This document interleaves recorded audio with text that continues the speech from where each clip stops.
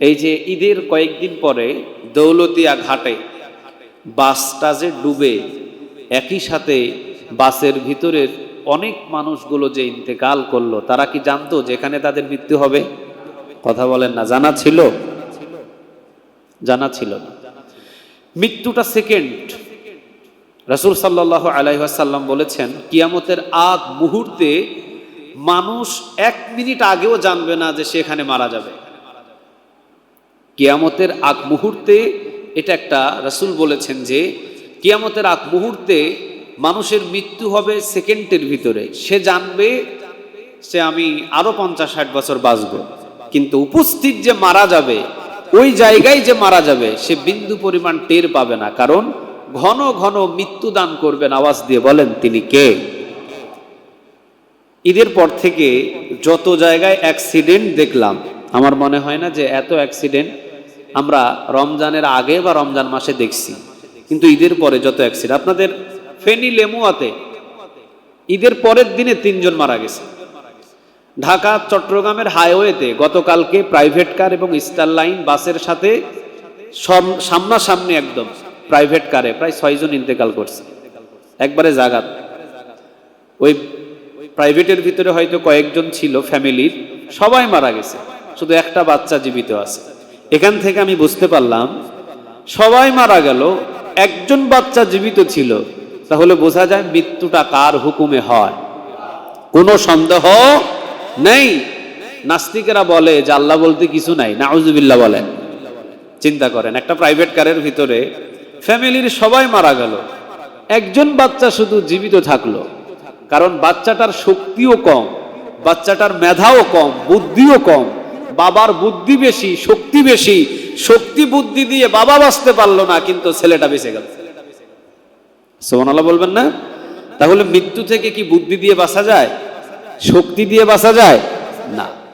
এই যে দৌলতিয়ায় একই সাথে বাসের ভিতরে যে ডুবে মারা গেল, এই জায়গার ভিতরে কত শক্তিশালী মানুষ ছিলেন, বাসের ভিতরে কত শক্তিশালী মানুষ ছিলেন, কিন্তু আল্লাহ যার যার মৃত্যুটা নির্ধারণ করে দিয়েছেন তাকে ওই অবস্থায় মৃত্যুবরণ করতে হয়েছে। এই সিদ্ধান্তটা ছিল কার? ভুল হয়তো মানুষের ছিল, ড্রাইভারের বলেন বা হেল্পারের বলেন, কিন্তু মৃত্যু যার যেখানে আছে সেখানেই মৃত্যু বরণ করতে হবে। ইযা জাআ আজালুহুম লা ইস্তাখিরুনা সাআতান ওয়া লা ইস্তাকদিমুন। মৃত্যুর ঘন্টাটা যেই দিন তোমার বেজে যাবে, সেই দিন মালাকুল মউতকে পৃথিবীর কোনো শক্তি দিয়ে রক্ষা করা যাবে। মানুষ বানাইছেন একজন মালিক, আওয়াজ দিয়ে বলেন তো তিনি কে? আল্লাহ। ওয়ামা খলাকতুল জিন্না ওয়াল ইনসা ইল্লা লিয়াবুদুন। তার ইবাদতের জন্যই আমাদেরকে বানানো হয়েছে। সুবহানাল্লাহ বলবেন না?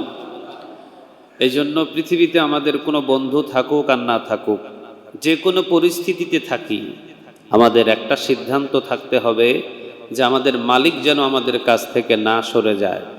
মালিকের ইবাদত করেন, মালিকের গোলামি করেন, মালিককে মনে রাখেন। পৃথিবীর সব কিছু আপনার না হলেও মৃত্যুর পরে আপনার জন্য বিশাল এক জান্নাতের ব্যবস্থা আল্লাহ রেডি করে রেখেছেন। তো এই জন্য আল্লাহ সুবহানাহু ওয়া তাআলা বলছেন, আফালা ইয়ালামু ইযা বু'সিরা মা ফিল কুবুর। এই কথাটা আমার নয়, বলেন তো কথাটা কার? আল্লাহ।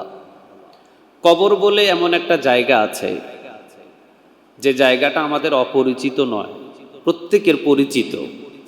কবর দেখেন নাই এমন কোন মানুষ কি পৃথিবীতে আছে? বলেন তো দেখি। সবাই দেখেছে, সকল ধর্মীয় মানুষ দেখেছে কবর, দেখেন নাই এমন কোনো মানুষ নাই, সবাই দেখছে। বিশেষ করে আমাদের মুসলমানদের কবর অপরিচিত জায়গা না, পরিচিত জায়গা।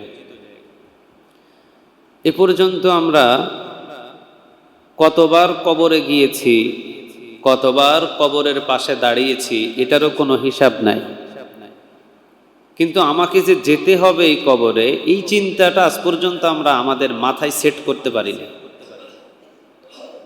এই চিন্তাটা আমাদের মাথার ভিতরে সেট করতে পারি না। আমরা সবাই কিন্তু মোবাইল ব্যবহার করি, মোবাইল ব্যবহার করি না? আচ্ছা, মোবাইলের ভিতরে যদি আপনি আপনার বন্ধুর নাম্বারটা সেভ না করেন, এই নাম্বারটা কি 1 মাস পরে আর খুঁজে পাওয়া যাবে? খুঁজে পাওয়া যাবে না। প্রত্যেকেই কবরে যায়। কোনোদিন দাদাকে মাটি দিই, কোনোদিন দাদিকে মাটি দিই, কোনোদিন এলাকার মুরব্বীদের মাটি দিই, কোনোদিন ইমাম সাহেবের কবরে মাটি দিই, কোনোদিন মুয়াজ্জিন সাহেবের কবরে মাটি দিই।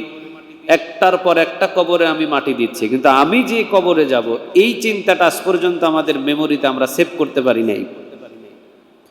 সেভ করতে পারি নাই বিধায় আজকে আমাদের এত প্রতিনিয়ত পাপের কোনো শেষ নাই।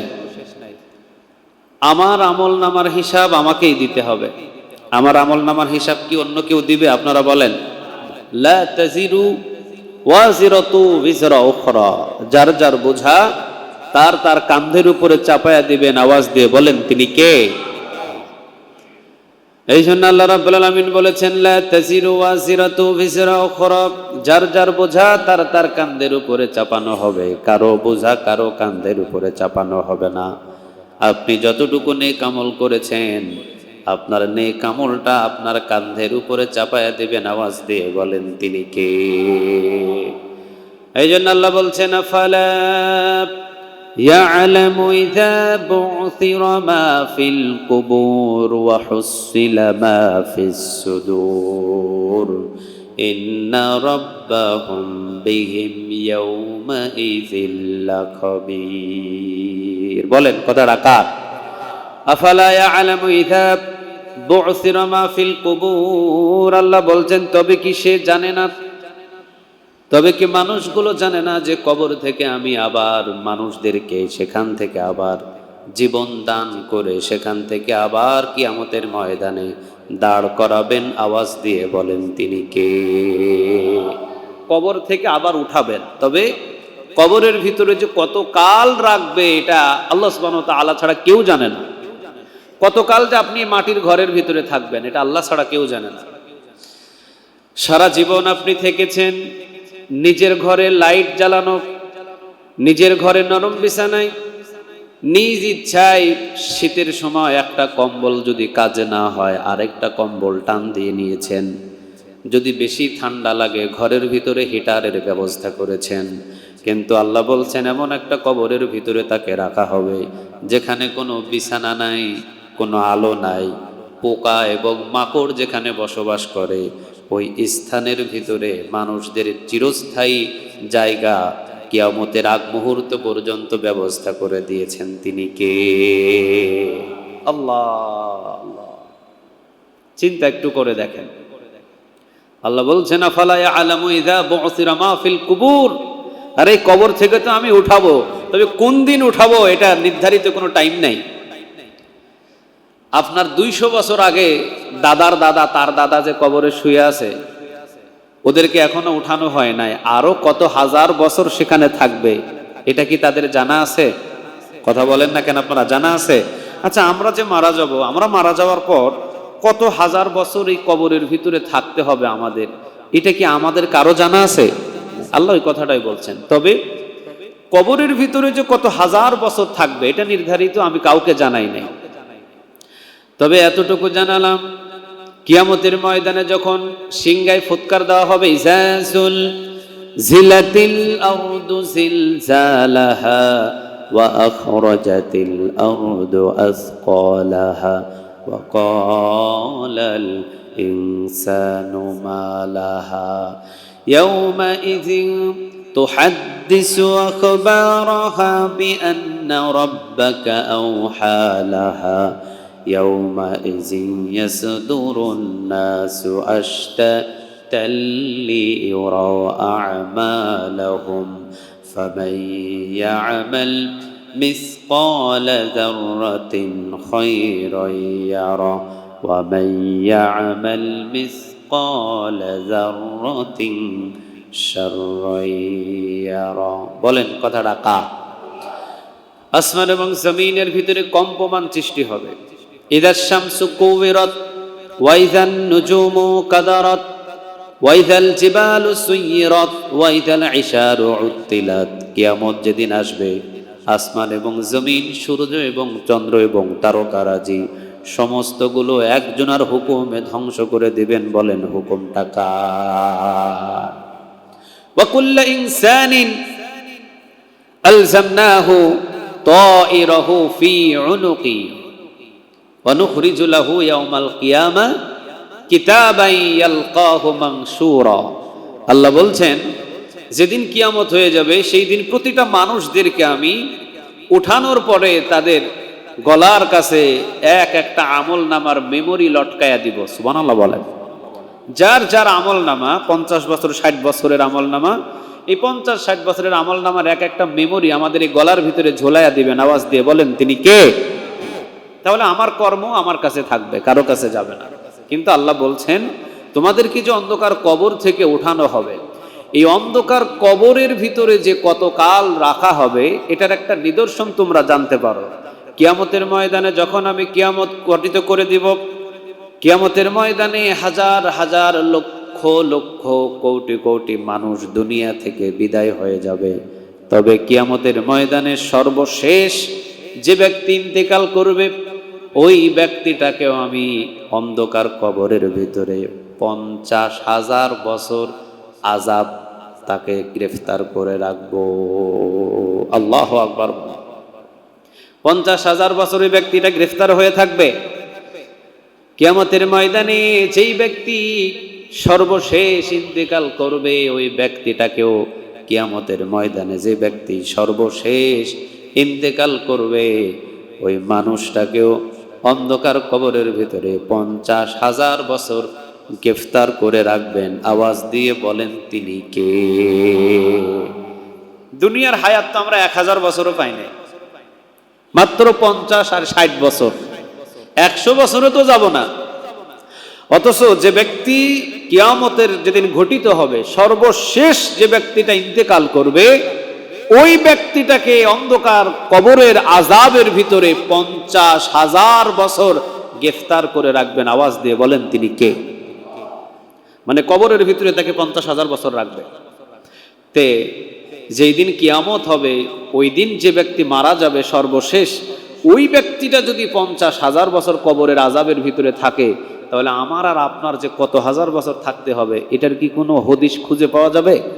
কথা বলেন না, খুঁজে পাওয়া যাবে? ছেলেকে যারা আপন মনে করেছেন, মেয়েকে যারা আপন মনে করেছেন, আত্মীয় স্বজনদেরকে যারা আপন মনে করেছেন, সন্তানদেরকে যারা আপন মনে করেছেন, পাড়া পড়শিদেরকে যারা আপন মনে করেছেন, কখনো পশ্চিম কালেও আপনাদের আপন তারা নয়। শুধু মৃত্যু হতে দেরি হবে, আপনাকে দাফন করতে ওই আত্মীয় স্বজনরা কখনো দেরি করবে না। ঠিক না বা ঠিক? এটাই সত্য। এজন্য আল্লাহ বলছেন আফালা ইয়ালামু ইযা বু'সিরা মা ফিল কুবুর, তারা কি জানে না যে তাদেরকে কবর থেকে আবার উঠানো হবে, আবার উঠানোর পরে তাদেরকে হিসাব নিকাশের জন্য কিয়ামতের ময়দানে দাঁড় করানো হবে। আজকে তারা যা যা করে কিরামা কাতিবিন ইয়ালামুনা মা তাফআলুন, ফেরেশতাদের মাধ্যমে তাদের আমলনামাটা সবগুলো লিখিত করে, যুক্ত করে, সুন্দর করে, বাইন্ডিং করে, হেফাজত করে রেখে দিতেছেন। আওয়াজ দিয়ে বলেন তিনি কে?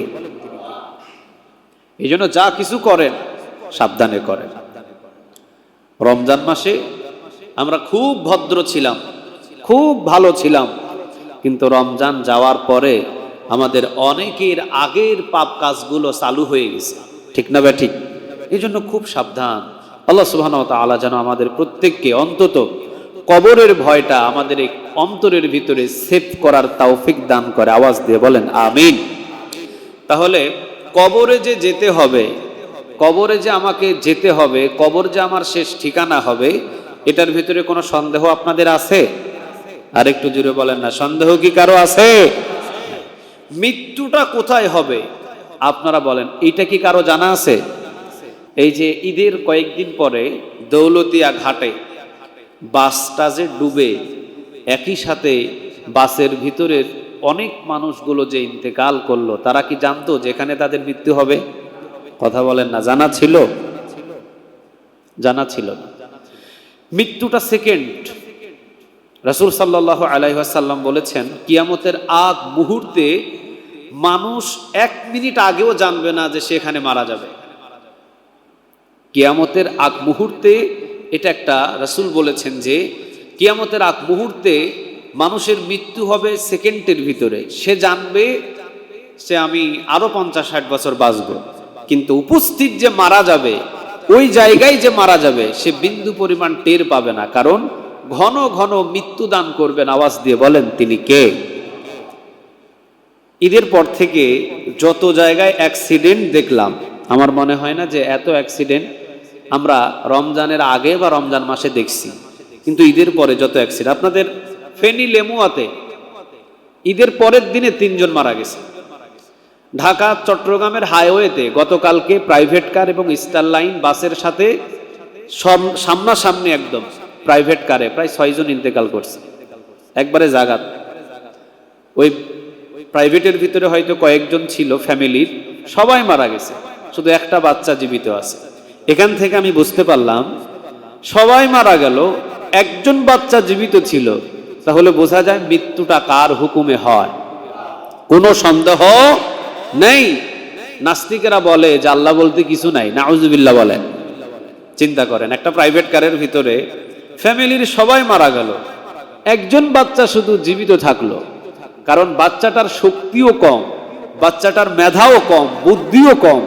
বাবার বুদ্ধি বেশি, শক্তি বেশি, শক্তি বুদ্ধি দিয়ে বাবা বাঁচতে পারলো না, কিন্তু ছেলেটা বেঁচে গেল। সুবহানাল্লাহ বলবেন না?